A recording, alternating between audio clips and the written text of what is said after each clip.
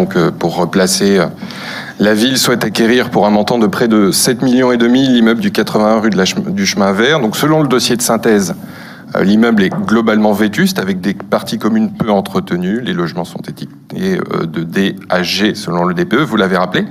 Et donc sur ces aspects, l'exercice du droit de préemption pourrait trouver une vraie justification.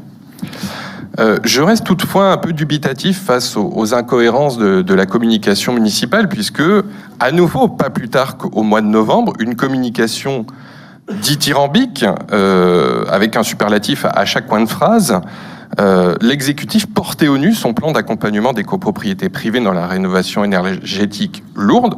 J'en avais même dit beaucoup de bien, et je le pense toujours, c'est toujours un beau dispositif. Mais une fois de plus, avec vous, c'est parole. Donc, plutôt que d'accompagner, la municipalité sort l'artillerie lourde de la préemption. Donc, rappelons-le, même si vous n'aimez pas l'entendre, la préemption excessive de la ville entraîne une distorsion des prix du marché de l'immobilier, une réduction de l'offre de logements disponibles, décourage les investisseurs privés, encourage la spéculation et affecte le dynamisme économique de la capitale. Mais en admettant que je vous accorde le bénéfice du doute sur la préemption, sait-on jamais, que voulez-vous faire de cet immeuble ? Déjà, tout d'abord, vous avez prévu de faire les poches de la RIVP en lui piquant près de 2 millions au passage. 2 millions dont la RIVP aurait sûrement su quoi faire, notamment pour entretenir son parc d'immeubles.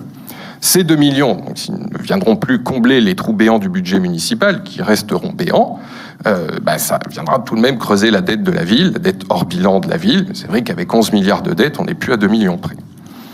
Ensuite, vous prévoyez la création de 19 logements sociaux, et je mets beaucoup de guillemets à création, parce que vous ne créez rien. Ces 19 logements, ils existent déjà. C'est une réalité physique. On ne peut pas créer quelque chose qui existe. Mais bon, la création de 19 logements sociaux, 12 PLAI 7+, où sont les PLS ? Où est l'équilibre entre les typologies ? Pas forcément l'égalité, l'équilibre, qui est un peu de tout, entre les typologies de logement social qui concourent à la mixité sociale. Il est inexistant.